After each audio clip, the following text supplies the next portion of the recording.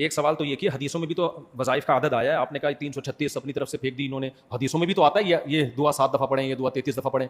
بھائی حدیث تو دلیل ہے نا, حدیث میں نبی اپنی طرف سے تھوڑی بتا رہے ہیں, وحی کے ذریعے بتا رہے ہیں. تو ان کو کیا وحی کے ذریعے پتہ چل رہا ہے ان لوگوں کو؟ باقی بعض کتابوں میں لکھا ہوا ہے کہ یہ عمل اتنی دفعہ کرنے کا تجربہ ہے, تو ہو سکتا ہے بعض اکابر کا تجربہ ہوا ہو تو انہوں نے اپنے تجربے کی بیس پہ لکھ دیا, ہو سکتا ہے ہوا ہو, تو ہم اس کا انکار نہیں کر رہے. ان کے کیا تجربے ہیں, کیا دلیل ہے بھائی؟ تو 336 کہاں تجربہ ہوا؟ کون سی لیب ہے جس میں تجربہ ہوا تھا؟ ابھی تو نیا نیا تو عامل بنا ہے, تجربے کہاں سے کر لیے تو نے اتنے؟ اور پھر اس تجربے کو ناپنے کا کرائٹیریا کیا ہے, معیار کیا ہے؟ تو اس لیے بہتر یہی ہے نا جو قرآن و حدیث میں جو مسنون دعائیں جن کی تعداد ہے وہ پڑھا کریں, اس کا کوئی منکر نہیں ہے. بلکہ ہم تو کہہ رہے ہیں عاملوں سے جان چھوٹے گی تو مسنون اعمال پہ آؤ گے.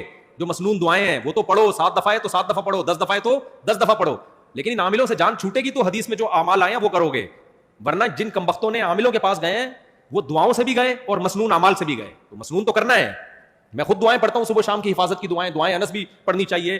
بسم اللہ الذی لا یضر مع اسمہ شیء فی الارض ولا فی السماء وهو السمیع العلیم, یہ صبح شام 7 دفعہ پڑھنی چاہیے. یہ دعا سفر کی دعا ہے, اللہم انا نعوذ بک من وعثاء السفر وکآبۃ المنظر وسوء المنقلب فی المال والاہل, سفر میں ہر طرح کی مصیبت سے بچنے کی دعا. لیکن جو کمبخت عاملوں کے پاس جائے گا ان دعاؤں سے محروم. ان کے بعد آپ سے بس سیکنڈ لاسٹ سوال. آپ دلہن پہ جو قرآن رکھا جاتا ہے وہ رسم کی نیت یہ ہوتی ہے کہ قرآن کے سائے میں رخصت کر رہے ہیں, بس ایک تبرک کے لیے ہوتا ہے, لیکن اس رسم کو چھوڑ دینا چاہیے کہ ناجائز ہونے کی کوئی دلیل نہیں ہے, بس مقصد ہے کہ برکت حاصل ہو جائے. تو برکت کے لیے کوئی قرآن و سنت سے دلیل کی ضرورت نہیں ہے, تبرکاً کوئی بھی کام کیا جا سکتا ہے, لیکن چھوڑ دینا چاہیے کیونکہ یہ رسومات آگے چل کے بہت لوگ اس کو فرض سمجھنا شروع کر دیتے ہیں.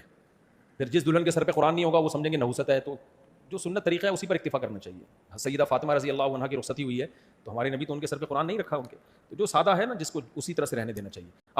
اپنی زندگی کو تعویذ لیس بنانے کا عزم کر لیں. اے اللہ بس تجھ سے دعائیں مانگوں گا میں, جائز ناجائز کی میں بحث میں نہیں پڑھ رہا, جائز ہے میں نے بتایا, کمال توکل کے خلاف ہے. جو ان میں پڑھا ہے وہ پڑھا ہی رہا ہے. میں نے اپنے بعض اکابر کو دیکھا دوسروں کو تعویذ دیا بھی, انہوں نے خود کبھی بھی استعمال نہیں کیا, ٹھیک ہے نا. اس لیے دور رہیں ان چیزوں سے. بھائی اس مسنون دعائیں پڑھیں نا, سورہ فلق سورہ ناس پڑھ کے دم کریں نا اپنے اوپر, رات کو بچوں پہ اپنے اوپر, تو مسنون اعمال کیوں نہیں کرتے؟ اور یہ جو مسائل ہو رہے ہیں نا یہ ہو اس لیے رہے کہ آپ تعویذ لینے جا رہے ہیں. ایک دفعہ مایوس کر دیں گے نا آپ شیطان کو تو یہ چیزیں ہونا ہی بند ہو جائیں گی.